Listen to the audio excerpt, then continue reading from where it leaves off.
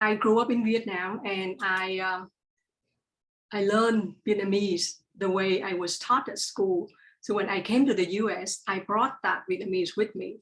I have been writing Vietnamese articles and sending them to the Vietnamese language newspaper in Westminster, California, and the editor changed some of my vocabularies, saying, "You are using communist vocabularies. We, the South Vietnamese, don't use those words." So that's one instant when I realized the differences between us. When you visit Vietnam, the local people cannot tell you apart until you do something, until you did something. You have a story to tell? Maybe it's 96, maybe it's 2005. I can't remember when. And I was in, you know, that's that very famous cafe called Givral. Do you remember that cafe? Saigon, right? Yeah, in Saigon. Yeah, right. It could be Givral or Brodard. I can't remember. And I was sitting there and I ordered something like, so this is what I would say, because in Vietnamese, I would say, chú cho một cái cà phê sữa đá. Does that sound like it has an accent to you, like a foreign accent, or is it just like Vietnamese? To my ears, no. Yeah, just a southern accent, right? Cho một cái cà phê sữa đá. And then there was a woman sitting next to me.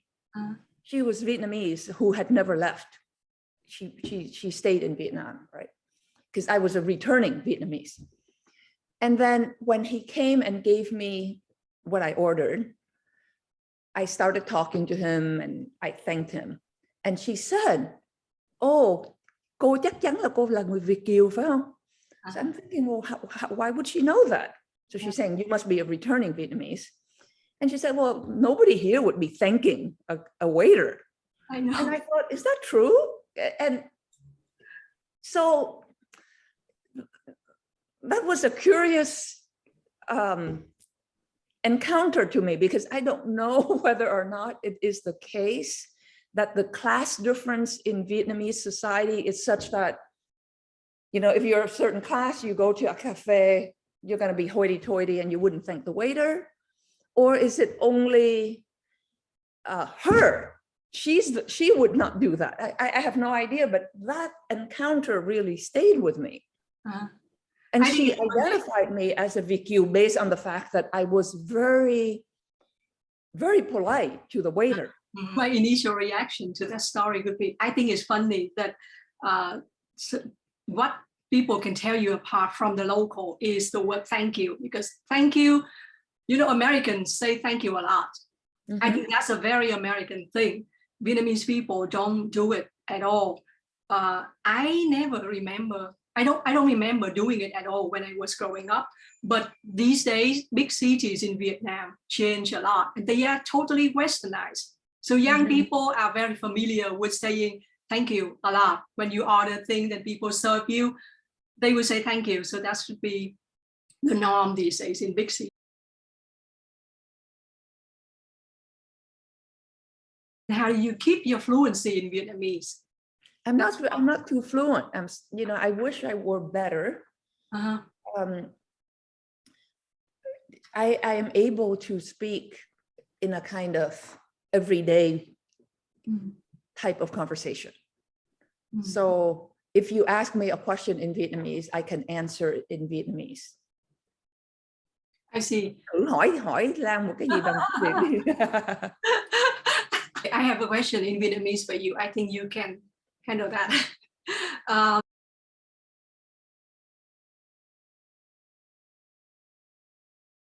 Chị có những lúc chị không, okay, chị có, you know, sometimes Vietnamese people switch between English and Vietnamese for a reason. Like I use English for a long time and I don't know how to translate even the simple word, and I have problem with this a lot.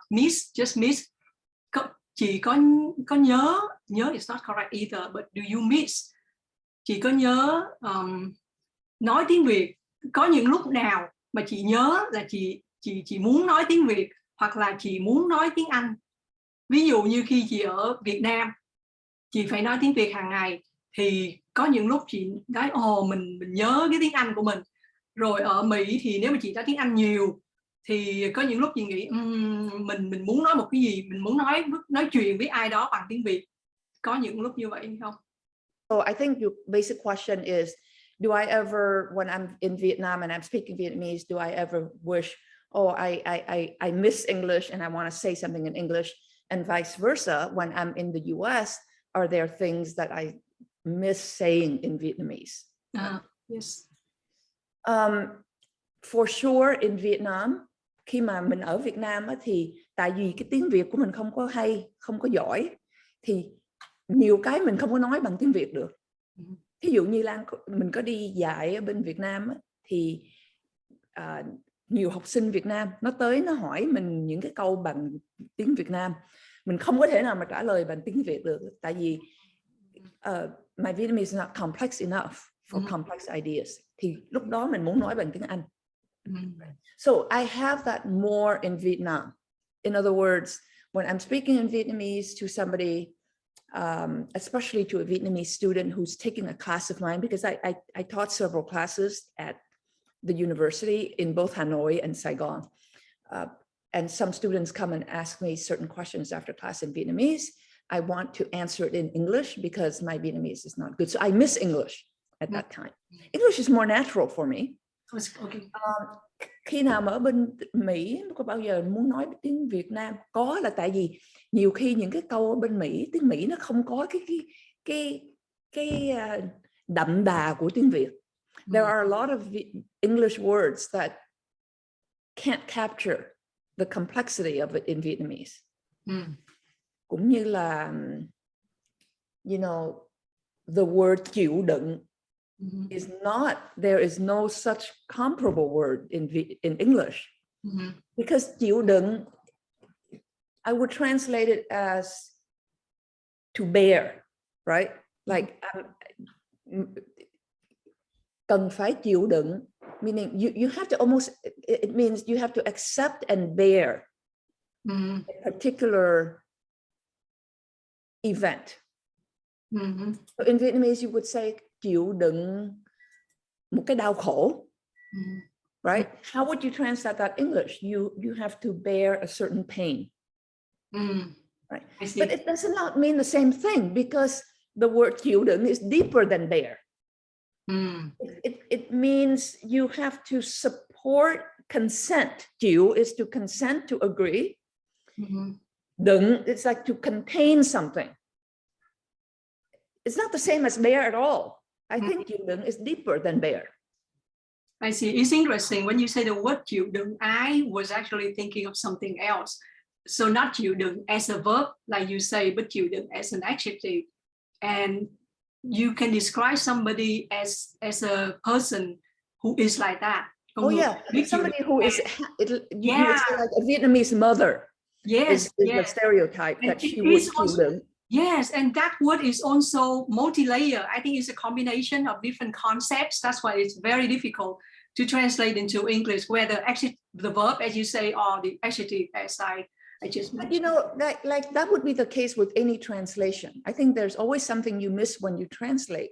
But the thing about the Vietnamese language that I miss, in the sense that English does not convey the complexity of it, is that the Vietnamese language is, it's not just that you say French is different from English, right? And that you miss something when you translate from French to English. You miss more when you translate from Vietnamese to English, because there are certain concepts in Vietnamese that does not exist in the Western world. A kind of concept that has to do with karma. Cũng như là, you know, like the word phước.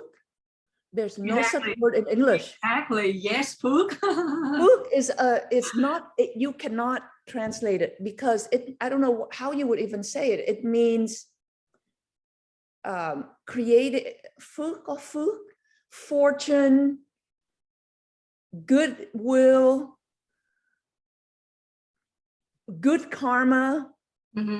But it also means kind of like, it comes from having done something good in a prior life. that you can pass on by doing something good in your life now for the next generation. Right? Am I conveying the word phước correctly? Yes, for the There's next no generation. such word in English. The notion that you're creating a good thing as a link between a prior generation, your generation, and the forthcoming generation. Phước to me is generational.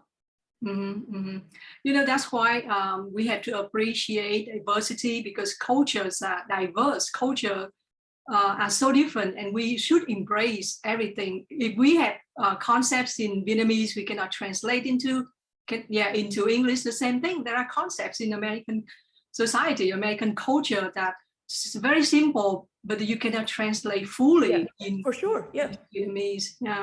I use the word appreciate a lot, and I always have difficulty saying it in Vietnam, not because we don't have that concept, but I think is the way the Vietnamese thinking, the traditional way is you don't need to say thank you. You do something because you need to do it. It's like chịu đựng. You already do it for somebody else. You don't expect anything in returns. So it's very difficult to say thank you. But now the concept is so, it's familiar now to at least young people in big cities, and they use appreciate a lot. They even use appreciate without translating into Vietnamese. How would you translate appreciate in Vietnamese? I think it depends on the context. So if you say, what would one word be? I don't even know what that word would be. Exactly. I cannot think of one word. If you say appreciate, okay, what is the equivalent in Vietnamese? I cannot think of it if I don't have a context. You can say, quý, but quý what? You cannot just say quý like that. That you quý a friendship, yes, you know, that it makes sense, but you cannot quý something else. So it all depends on the context. Yeah, that's true. So what is Vietnam to you right now? Can you clarify? Vietnam is what I have made of it, what it has made of me. So it's not like a country, right? Because a country is very concrete. It's like there it is, over there across the Pacific Ocean. Because it is not a country, but it's everything, then I can't be away from it. It's with me whether I want it or not. And so I try to make it positive. Sometimes it's not positive. I see. So I have to look at it from a different angle to make it positive. Just like any relationship. Sometimes, you know, sometimes a relationship goes up and down. Sometimes it's positive, sometimes it's negative. You're going to have to fix it by not necessarily even fixing the relationship, but how you think about the relationship is how you fix it. Because sometimes you cannot fix something, but you can fix how you think about it. So it's how I think about and feel about it. So because it is everything and everywhere, it's not something that one can escape. That's why I say it's not the past. The past means it's over. But it's just parallel, and sometimes it comes into the present, sometimes it goes back into the border.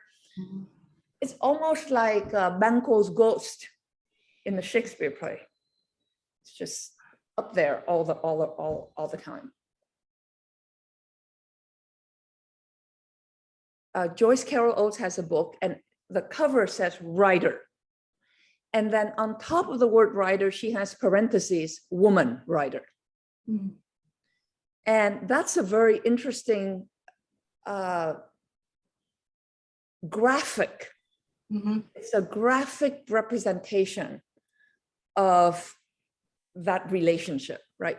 Because you can say that a writer is a writer, and that it is not, it shouldn't be a goal for a writer to be woman or man or Asian or white Because writing, you know, the thing about writing is that it transcends. Writing transcends, writing expands. Writing shouldn't contract, right? You don't write to become smaller. You write to open up the world.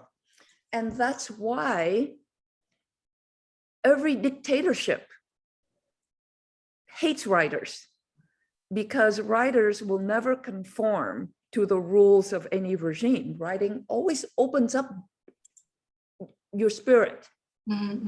So why would a writer want to say I'm female or male? Because all of those identities limit. The moment you say I am female, then you're saying, well, what does that mean? It flows out of certain so-called female characteristics. I don't think writers would like to identify themselves as female or male, but what if they are read as that? So yeah, so that's the thing. It's a constant flux, because on the other hand, on the one hand, writers want to just write and be in the imagination, and the imagination is limitless.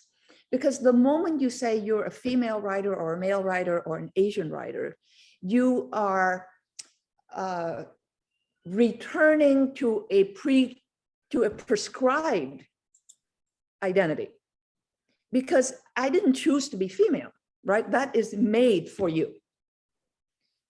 So that seems to be very contradictory to being a writer, because a writer transcends. And if you say I'm female, you're now putting yourself in a box.